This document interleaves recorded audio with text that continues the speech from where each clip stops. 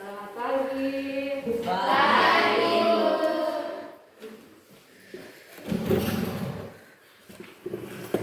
Bagaimana kabar kalian hari ini? Baik, Bu. Oke, baik. Semua dalam keadaan baik, toh sehat ya? Ya, Bu. Baik, Ibu akan terus mengingatkan dan Ibu tidak akan pernah bosan-bosan.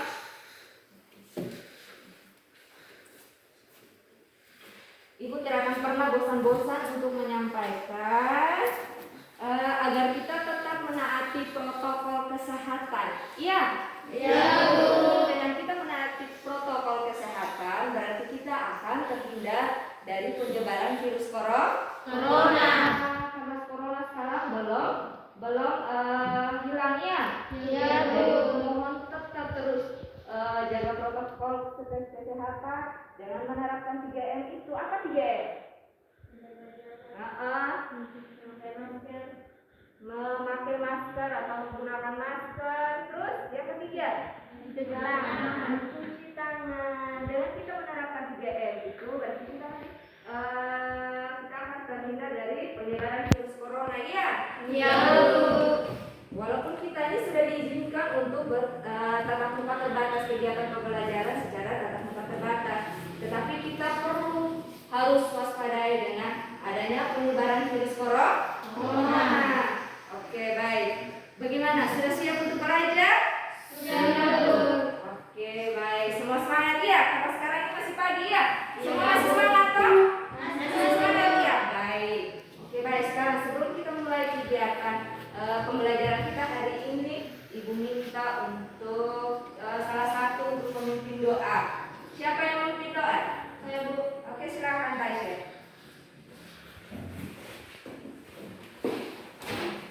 Teman-teman dan Ibu Guru yang bersatu dalam doa, izinkan saya membawa doa ini secara agama Katolik dalam nama Bapa, Putra dan Roh Kudus. Ya Bapa dalam surga, terima kasih ya Tuhan karena Engkau sudah menjaga kami dari malam yang gelap gulita hingga pada pagi yang cerah ini. Pada pagi yang cerah ini kami anak-anak hendak belajar, kiranya Engkau tuntun dan sertai kami hingga apa yang kami kerjakan boleh sesuai dengan kehendak-Mu. Ya Bapa dalam surga, hanya dalam permohonan kami dengan pengantaran Kristus Tuhan kami. Amin. Dalam nama Bapa, Putra dan Roh Kudus. Oke, terima kasih Tasya. Baik, sebelum kita mulai kegiatan pembelajaran selanjutnya, Ibu mau cek kehadiran dulu ya. Ya, Bu.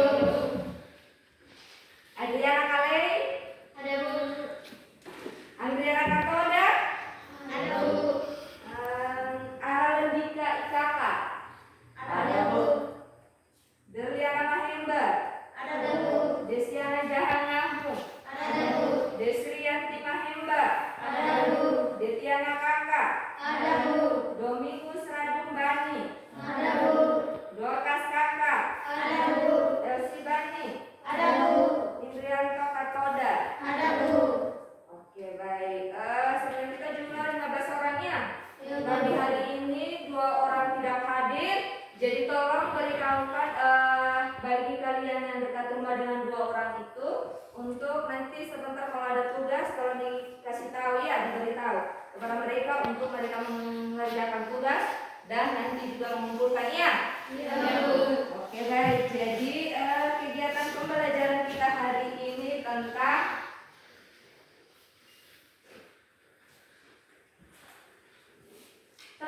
memahami informasi teks naratif objektif tentang riwayat tokoh, sastra, dan bahasa dengan memperhatikan hal-hal yang menarik dan perlu diteladani. Terus yang perlu kita pelajari dari kompetensi dasar tersebut yaitu kalian mampu setelah mempelajari teks naratif objektif, kalian diharapkan untuk mampu. Yang pertama, setelah kalian membaca teks biografi, kalian diharapkan mampu untuk mendata hal-hal yang menarik dari riwayat tokoh, sastra, dan bahasa yang dibaca. Terus yang kedua, tujuan yang kedua yaitu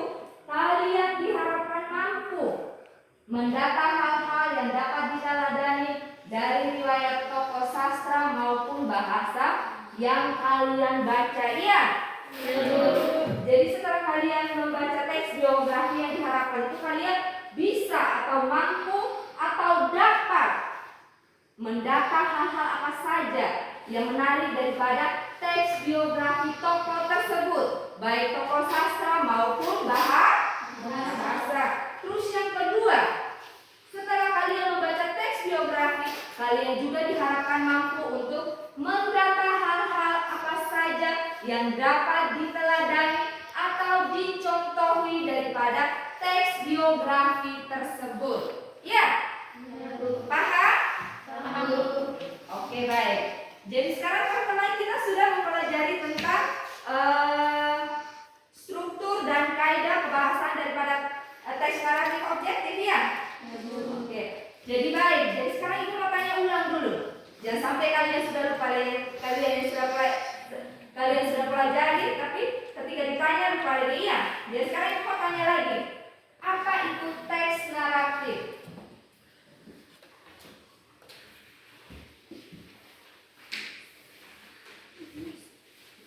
Apa itu teks naratif?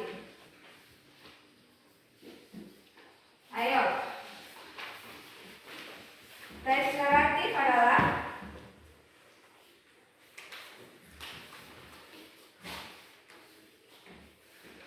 apa itu teks naratif?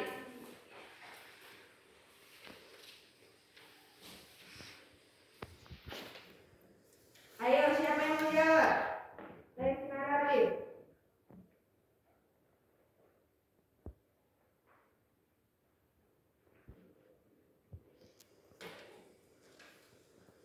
Ayo, siapa yang mau jawab?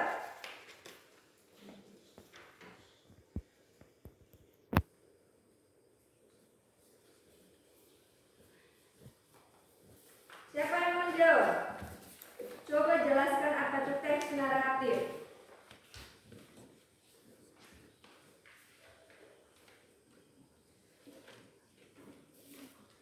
Siapa yang mau jawab?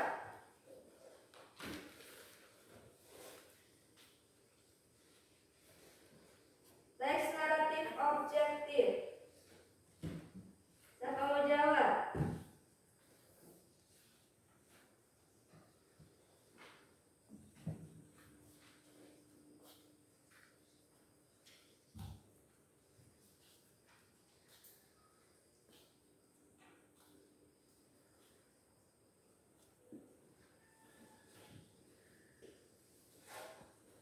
Teks naratif. Siapa yang mau menjawab? Teks naratif itu apa? Saya, Bu. Oke. Mitos, cerita rakyat, cerita binatang, dan lain sebagainya. Oke, siapa lagi? Siapa lagi?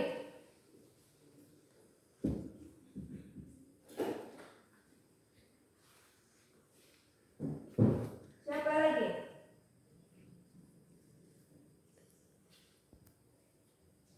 Siapa lagi? Saya, Bu. Ha-ha. Cerita non-fiksi yang bisa berbentuk dongeng, mitos, cerita rakyat, cerita binatang, dan lain sebagainya.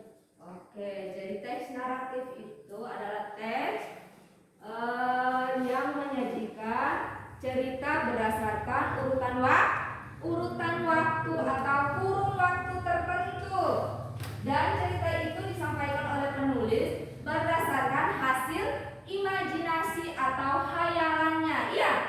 Kalau teks naratif itu adalah teks. Kalau dongeng tidak berupa fakta, kan? Iya. Kalau dongeng itu berdasarkan hasil pemikiran, berdasarkan hasil imajinasi atau hayalan. Kalau kita menghayal, misalnya kita menghayal begini, kita duduk begini, tiba-tiba kita menghayal kita ada terbang. Itu kan sesuatu yang tidak benar, ya? Iya, itu berupa mitos, ya. Kalau kamu nonton film Indosiar itu, yang ada binatang berbicara, iya, itu termasuk dalam teks naratif. Beda dengan teks naratif objektif. Teks naratif objektif itu, kenapa teks naratif objektif? Siapa bisa menjawab? Teks naratif objektif. Karena di dalam teks naratif objektif seperti teks biografi itu yaitu mengandung fakta. Kalau subjektif itu anggapannya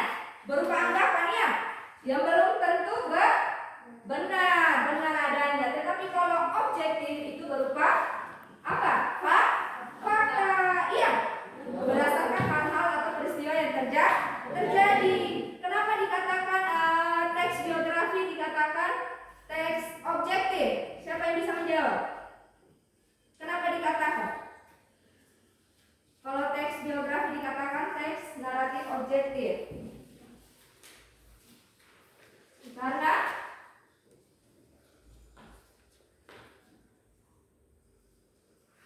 mengandung fakta. Oke, karena mengandung fakta. Iya, betul sekali. Salah satu ciri daripada teks naratif objektif yaitu mengandung fakta. Oke, siapa yang bisa menjelaskan apa itu teks naratif? Teks naratif. Biografi. Apa itu biografi? Yang kamu ketahui biografi itu apa? Saya Bu. Oke, Tasya. Biografi merupakan sebuah tulisan yang membahas tentang kehidupan seseorang secara sederhana. Biografi dapat diartikan sebagai sebuah kisah riwayat hidup seseorang. Biografi sendiri dapat membentuk hanya beberapa baris kalimat saja, namun biografi tersebut dapat lebih dari satu buku. Oke. Jadi biografi. Kamu sudah pernah lihat biografi, tak? Iya, sudah pernah lihat biografi. Biografi tokoh sastra misalnya, ataupun kalau kamu buat biografi untuk misalnya kamu menuliskan biografi untuk ibu, kamu kaji perjalanan hidupnya ibu, ya. Jadi biografi itu adalah tentang atau merupakan teks yang berisi tentang perjalanan hidup seseorang yang dituliskan oleh orang lain. Iya. Apa tadi biografi? Biografi itu adalah merupakan Sebuah tulisan yang membahas tentang kehidupan seseorang. Oke. Jadi biografi itu adalah sebuah tulisan yang membahas tentang perjalanan hidup seseorang yang dituliskan oleh orang lain. Nah, kalau autobiografi, autobiografi, kalau biografi kan ditulis oleh orang lain, tetapi kalau autobiografi itu ditulis oleh diri sendiri.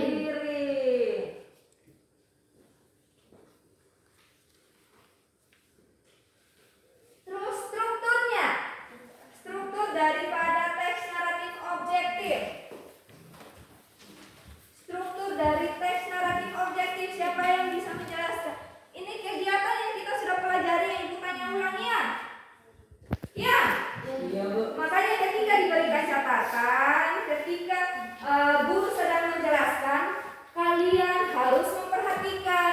Jadi ketika kalian ditanya, kalian bisa menjawab.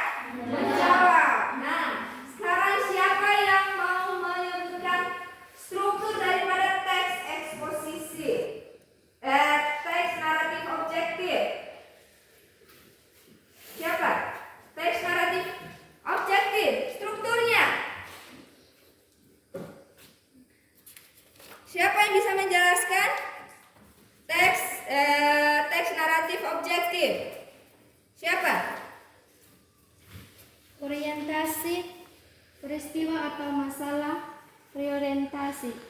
Oke, jadi struktur teks naratif objektif ada berapa? Tiga. Apa saja? Orientasi, peristiwa atau masalah, Oke. 3 reorientasi. Nah, mengapa dikatakan struktur yang pertama struktur orientasi? Kenapa?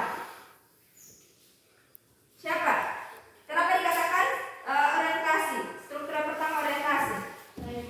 Oke, Tasya. Orientasi merupakan bagian yang menjelaskan tentang pengenalan tokoh, berisi gambaran awal tentang tokoh yang diceritakan dalam biografi tersebut. Oke, terus yang kedua, kenapa dikatakan peristiwa? Peristiwa dan masalah. Bagian peristiwa atau kejadian merupakan bagian yang berisi tentang sebuah peristiwa atau kejadian yang pernah dialami. termasuk di dalamnya memuat tentang masalah yang pernah dihadapinya dalam mencapai tujuan serta cita-citanya. Oke, yang ketiga, resolusi. Saya Bu.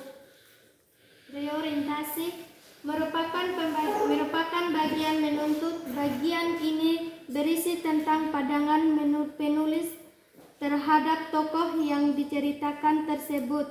Reorientasi bersifat opsional, yang artinya pada bagian ini boleh ada atau tidak. Oke, baik. Jadi struktur daripada teks naratif objektif itu terdapat tiga struktur. Yang pertama ada orientasi. Jadi dalam orientasi itu terdapat berisi pengenalan tokoh ya. Di dalam orientasi itu diperkenalkan tokoh. Terus yang kedua pemunculan masalah atau peristiwa. Jadi di dalam struktur yang kedua itu di dalam biografi tersebut, jadi tokoh mengalami kesulitan-kesulitan atau kendala-kendala ya. Misalnya mengalami apa? Kesedihan, mengharukan tentang perjalanan hidup daripada seorang tokoh yang ada dalam teks biografi. Terus yang ketiga resolusi.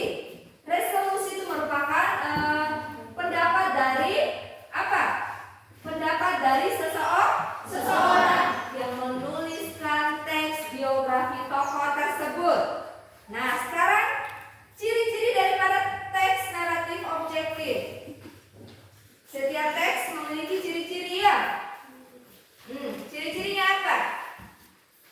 Ciri-ciri daripada teks naratif.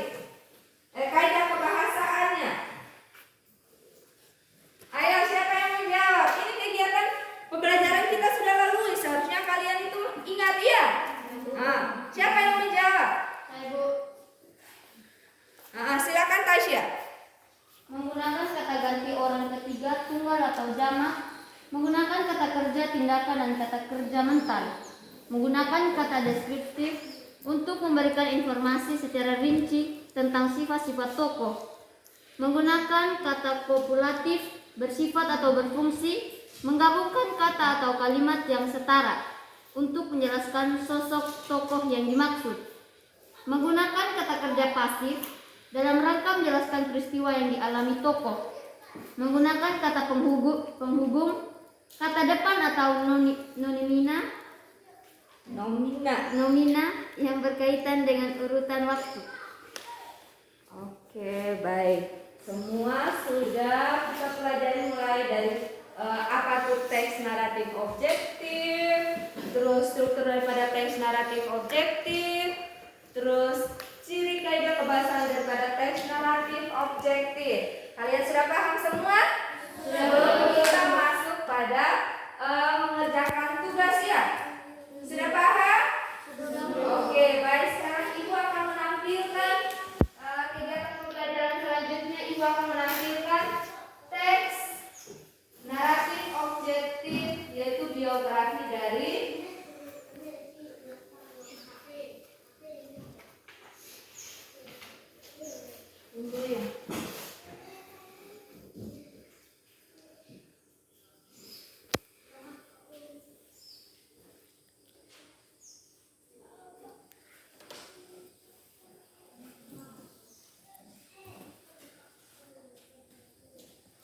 Ibu akan menampilkan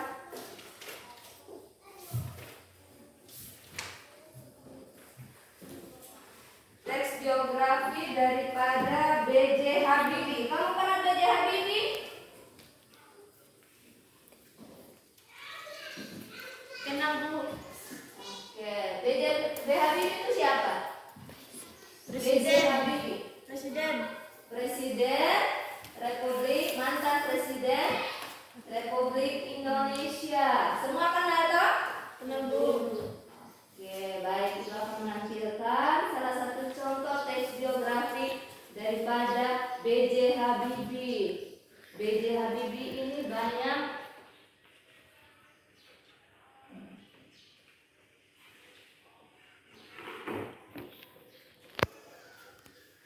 perhatikan ke depan sini supaya kalian tahu langkah-langkah dalam mengerjakan LKPD-nya ya. Ibu tampilkan teks biografi kalian membaca dan pahami baik-baik isinya. Setelah itu kalian mendata atau menentukan atau mengidentifikasi hal-hal yang menarik daripada tokoh B.J. Habibie. Terus yang kedua, mendata hal-hal yang dapat diteladani daripada riwayat tokoh B.J. Habibie. Paham? Baik, Ibu akan bagikan lembar kerjanya dan kalian nanti setelah kalian mengerjakannya, kalian berdiskusi kelompok. Iya, kalian berdiskusi kelompok dan kalian mengerjakan, tentukan hal-hal yang menarik dan hal-hal yang dapat diteladani daripada riwayat tokoh B.J.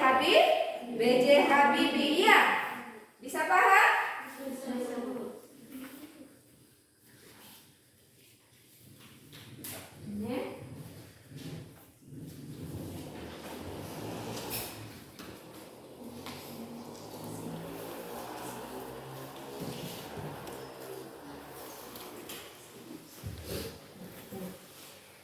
LKPD-nya ini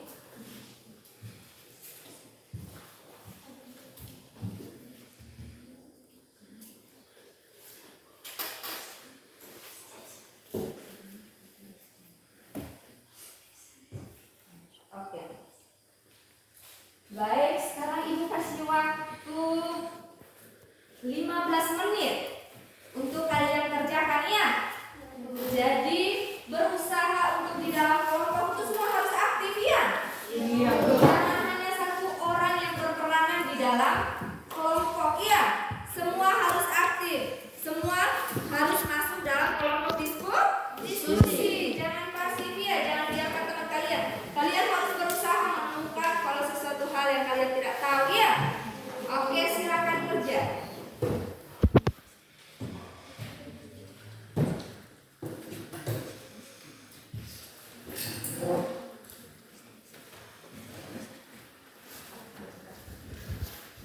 Silakan kerjakan. Ibu akan menilai yang aktif di dalam kelompok. Jadi ketua kelompok masing-masing nanti memberitahu bagi kelompoknya yang tidak aktif ya, supaya ibu bisa tahu siapa yang aktif dan siapa yang tidak aktif. Dengar? Karena di dalam kelompok itu ada penilaian tersendiri ya. Ketika kalian berdiskusi, kalian akan ibu akan menilai. Oke, silakan kerjakan.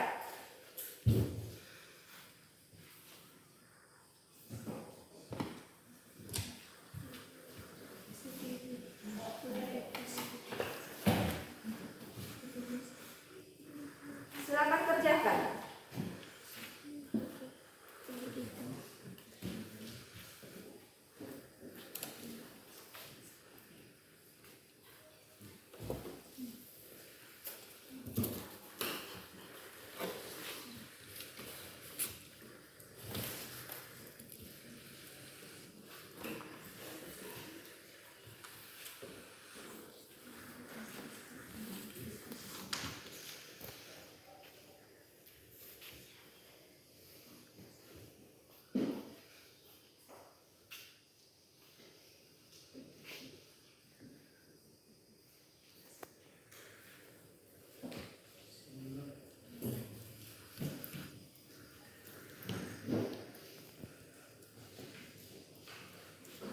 Anggota kelompoknya harus aktif diskusi, iya.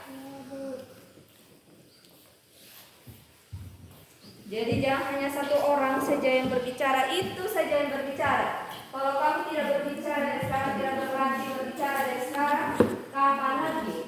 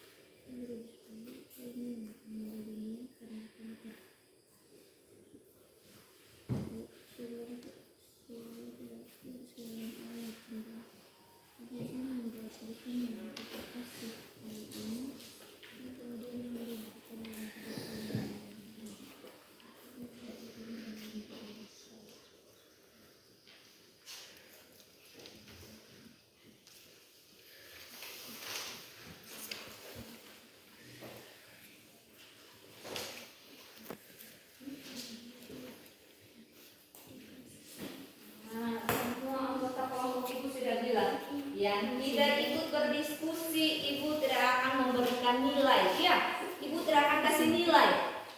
Walaupun engkau hadir hari ini, ibu tidak akan kasih nilai yang tidak ikut berdiskusi. Bila perlu tuh nilai, ibu kasih saja yang aktif. Pak Ustaz sudah kamu.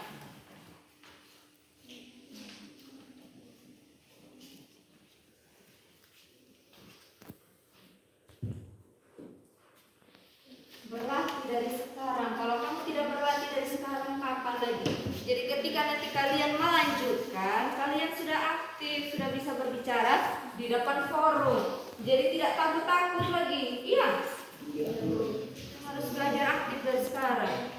Keluar kau punya pendapat, atau kau punya pendapat itu keluarkan. Iya. Sumbangkan pendapatmu, pemikiranmu. Jangan hanya satu orang saja yang berpikir setengah mati, sedangkan kamu hanya duduk diam saja.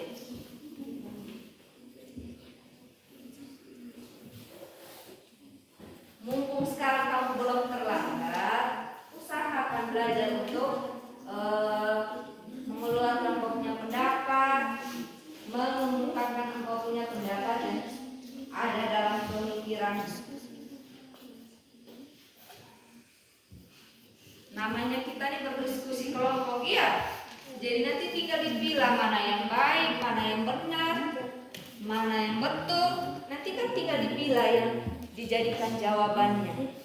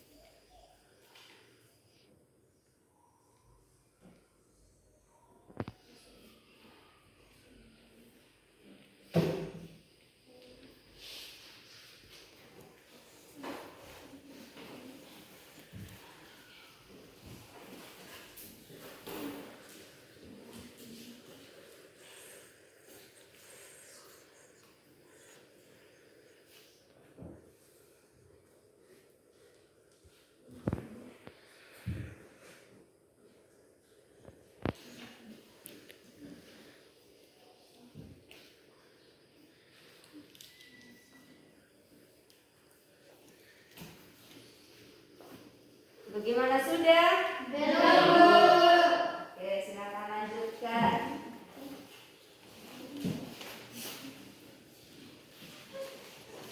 Itu angkat lagi maskernya siapa? Angkat lagi masker.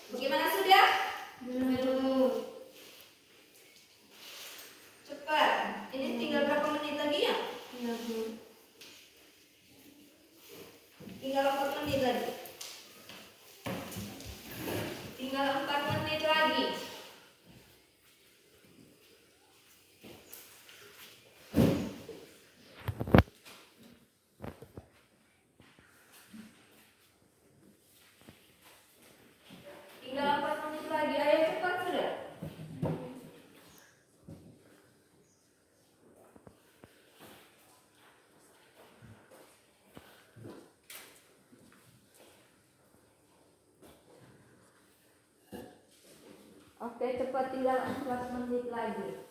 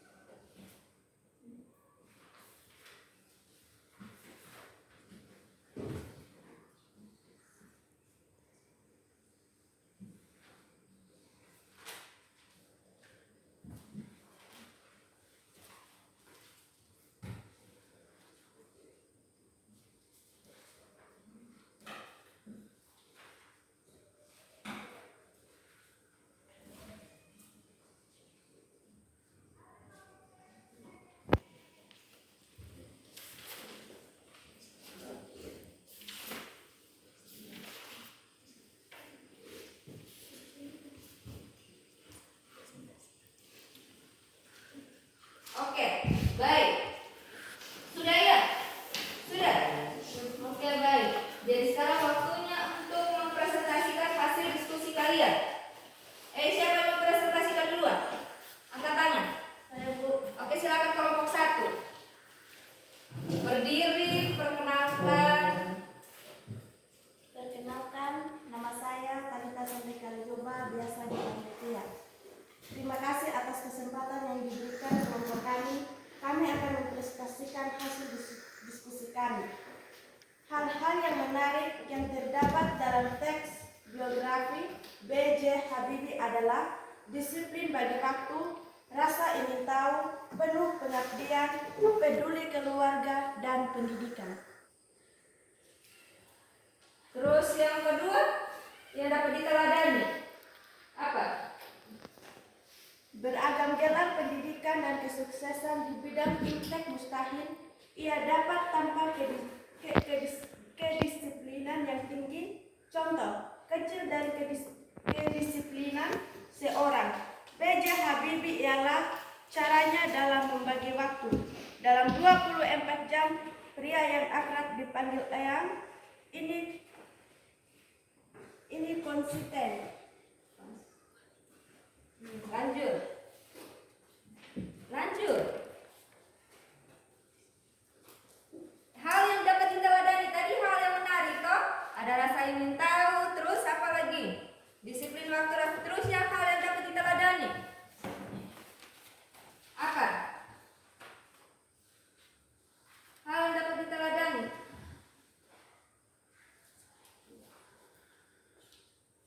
Apa?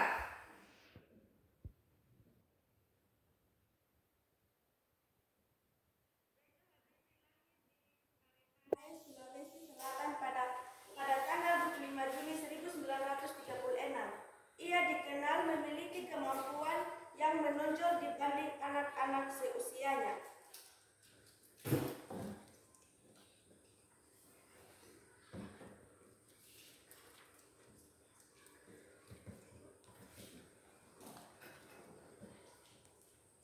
Baca ulang.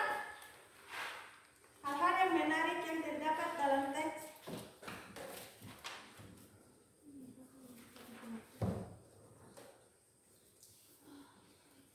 Nomor dua apa? Hal-hal yang dapat diteladani tadi sudah. Yang menarik yang dapat diteladani lagi sekarang. kuliah sambil bekerja, ditunjuk menjadi menteri, menjadi presiden RI, penghargaan. Oke, baik. Terima kasih. Bagaimana ada dari kelompok lain yang menanggapi? Ada Ibu. Ya, silakan Tasya. Terima kasih atas waktu dan kesempatan yang diberikan kepada kami. Saya di sini berdiri saya sini untuk menanggapi kelompok 1. Oke, silakan Tasya. Menanggapi hasil diskusi kelompok lain. Baik apa yang sudah dipresentasikan oleh kelompok 1 sudah sesuai, tapi mohon ditambahkan dengan kutipan yang mendukung dari biografi tersebut, yaitu hal yang menarik dan dapat diteladani agar kami dapat memahami. Sekian dari saya, terima kasih. Oke, baik. Jadi untuk kelompok 1 Tasya meminta dari kelompok 3 meminta untuk meminta kutipan yang mendukung daripada hal-hal yang menarik dan dapat diteladani. Iya. Oke, silakan. Bagaimana kelompok 1? Terima kasih atas beragam gelar pendidikan dan kesuksesan di bidang Imtek mustahil. Ia dapat tanpa kedisiplinan yang tinggi. Contoh kecil dari kedisiplinan seorang Bejo Habibie ialah caranya dalam membagi waktu. Dalam 24 jam, pria yang akrab dipanggil Ayang, ia konsisten membagi waktunya untuk ibadah, olahraga, aktivitas pribadi, atau berbincang dengan para tamunya. Namun dari semuanya, ia paling banyak menghabiskan waktu untuk membaca dan menulis. Total mengalokasikan waktu 7 jam untuk kedua aktivitas tersebut. Lanjut. Dalam banyak kesempatan, Bejo Habibie mengaku sebagai orang dengan rasa ingin tahu sangat tinggi. Panca inderanya aktif menangkap segala hal yang ada di sekelilingnya dan berusaha menganalisis. Dirinya tak pernah berhenti berpikir. Untuk memuaskan rasa ingin tahunya, maka ia banyak membaca buku saat malam hari. Hal ini berhubungan dengan kebiasaannya yang hanya tidur dalam waktu cukup singkat, hanya 5 jam. Nama Bejo Habibie sangat dipandang di dunia Imtek internasional. Dirinya bahkan sempat menjabat sebagai direktur perusahaan pesawat di Jerman.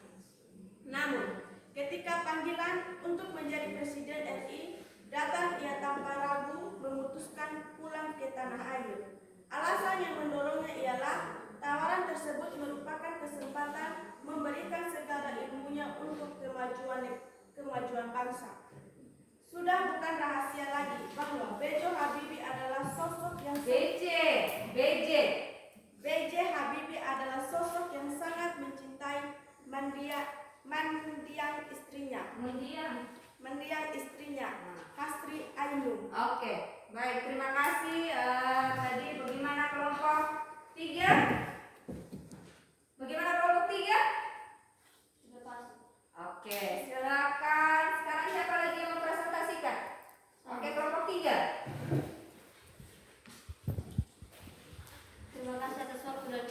diberikan kepada kami kelompok 3. Berdirinya saya di sini ingin mempresentasikan hasil kerja kami. Hal-hal yang menarik terdapat dalam teks biografi B.J. Habibie adalah disiplin. Paragraf 1, disiplin bagi waktu, rasa ingin tahu, penuh pengabdian, dan peduli keluarga.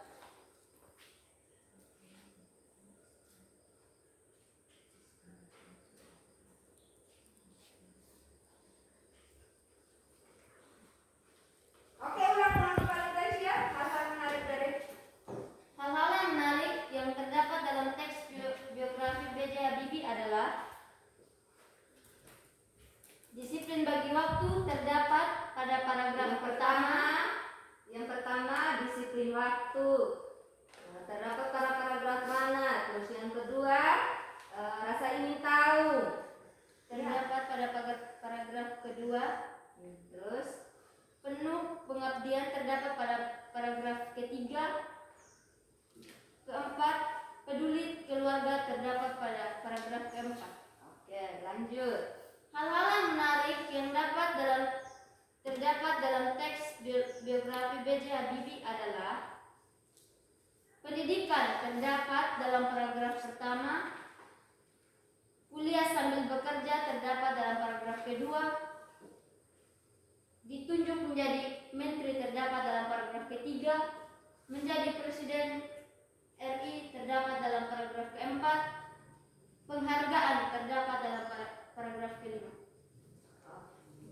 Sekian dari saya, terima kasih. Oke, terima kasih kelompok 3 yang sudah mempresentasikan hasil diskusinya. Bagaimana, ada kelompok lain yang mau menanggapi? Sudah pas, Bu. Oke, baik. Terima kasih kalian sudah antusias untuk mempresentasikan hasil pemikiran kalian, hasil diskusi kelompok kalian. Baik, jadi tadi kegiatan kita yaitu tentang mendata hal-hal yang menarik dan dapat diteladani dari tokoh tersebut. Yaitu salah satu contoh teks biografi tadi yang diambil yaitu tentang biografi daripada tokoh B.J. Habibie.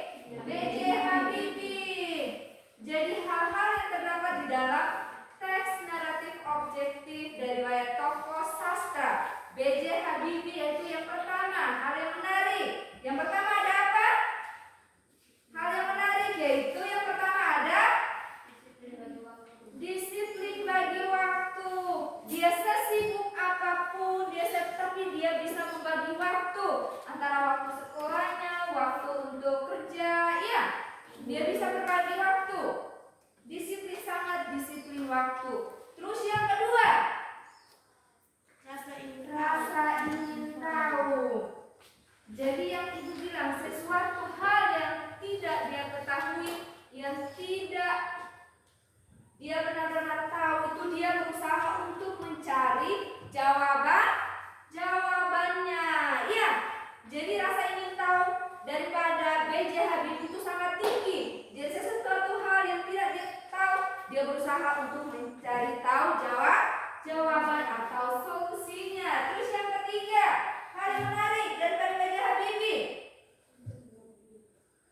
Hal yang ketiga yaitu penuh pengabdian. Kenapa penuh pengabdian? Karena dia berada sudah bekerja di Jerman, iya.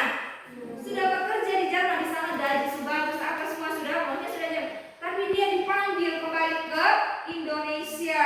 Dia tetap peduli dengan negaranya. Dia kembali datang ke Indonesia untuk menjadi apa? Menjadi menteri. Setelah itu yang dia jadi apa? Presiden toh? Iya, Bu. Nah, terus yang keempat, peduli terhadap keluarga. Itu adalah hal yang sangat menarik, ya. Jarang-jarang orang sekarang pasti kalau disuruh punya pekerjaannya apa dan jam terbang tinggi, ya. Pasti untuk waktu untuk keluarga kan sangat sedikit. Tapi B.J. Habibie ini bisa berbagi waktu antara pekerjaan dan juga antara keluarga, ya. Dia sangat pintar dalam berbagi waktu. Dia sangat peduli terhadap keluarga. Jadi dia berusaha untuk menyisihkan waktu untuk bersama keluarganya. Itu adalah hal yang menarik daripada diri seorang B.J. B.J. Habibie. Terus hal-hal yang dapat kita ladani daripada B.J. Habibie apa? Yang dapat kita contohi, yang bisa kita tiru, yang bisa kita terapkan. Apa? Pendidikan.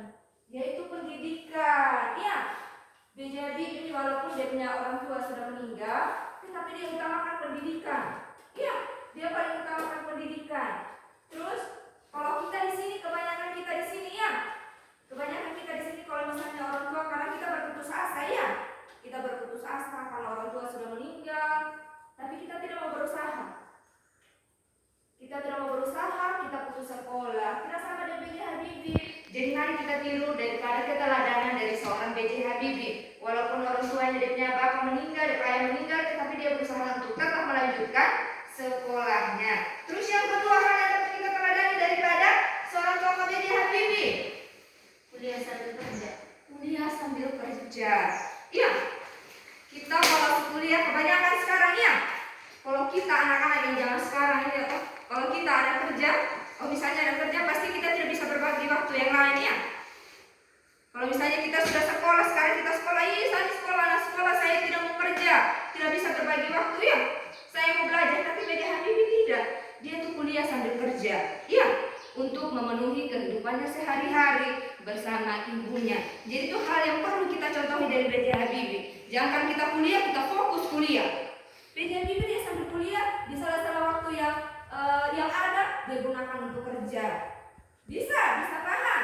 Itu hal yang dapat kita contoh, yang dapat kita tiru, yang dapat kita teladani daripada diri seorang B.J. Habibie. Terus yang berikut apa lagi? Apa lagi? Ditunjuk menjadi menteri.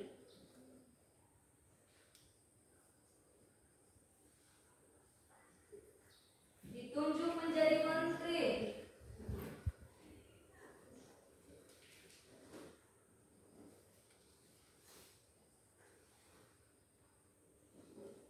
Itu adalah hal-hal yang menarik ya. Hal-hal yang menarik daripada B.J. Habibie itu dari dia pendidikan, terus kuliah sambil kerja, ditunjuk menjadi menteri, menjadi presiden RI, terus mendapat penghargaan. Penghargaan juga adalah hal-hal yang menarik daripada seorang B.J. Habibie. Sedangkan hal-hal yang dapat diteladani yaitu disiplin bagi waktu, terus rasa ingin tahu, penuh pengabdian dan peduli keluarga. Jadi itulah hal-hal yang menarik dan dapat diteladani dari diri seorang B.J. Habibie. Iya, semua kenal B.J. Habibie toh? Kenal toh? B.J. Habibie itu adalah mantan Presiden Republik Indonesia. Oke, baik. Nah, sebelum kita mengakhiri kegiatan pembelajaran hari ini, Ibu mau tanya, atau siapa mau menyimpulkan kegiatan selama pembelajaran tadi kita belajar tentang apa? Jadi kegiatan pembelajaran hari ini, ya. Siapa? Tasya, kita belajar tentang apa sih tadi Tasya?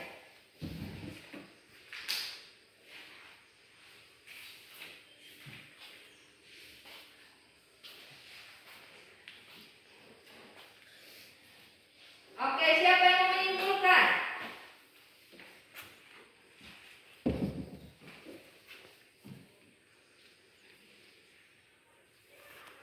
Ayo. Jadi kegiatan pembelajaran hari ini yaitu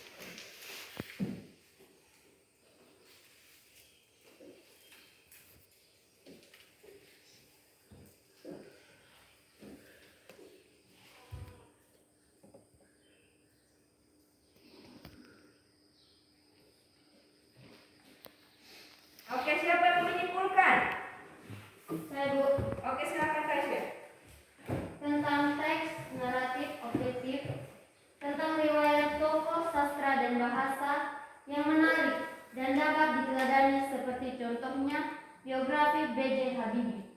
Oke, jadi pembelajaran kita hari ini yaitu tentang teks naratif objektif riwayat tokoh atau biografi yang dapat diteladani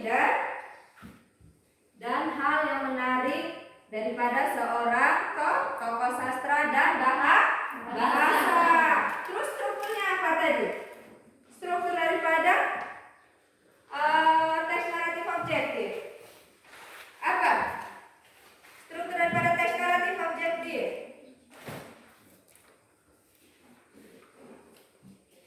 Apa strukturnya? Ada berapa? Tiga. Ya, apa-apa sih dia?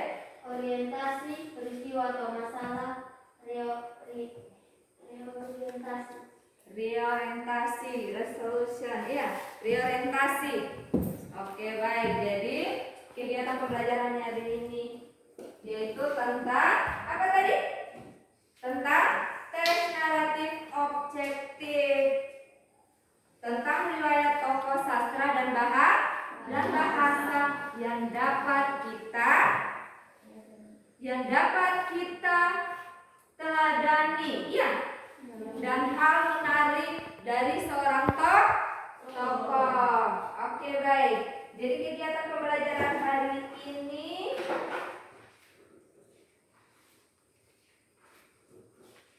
untuk pembelajaran selanjutnya nanti kita akan di pembelajaran KD-nya yaitu tentang menyusun teks naratif objektif, ya.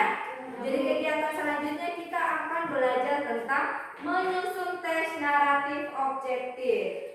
Jadi kegiatan pembelajaran hari ini cukup sampai di sini dan Ibu minta salah satu orang untuk memimpin doa. Ya.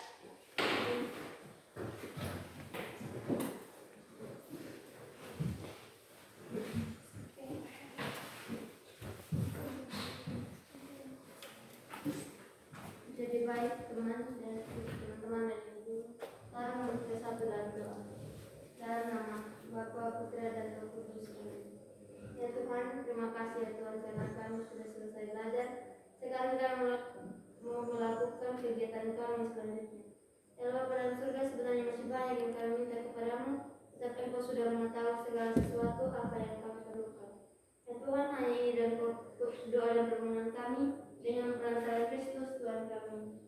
Amin. Dalam nama Bapa, Putra dan Roh Kudus. Oke, terima kasih Tasya.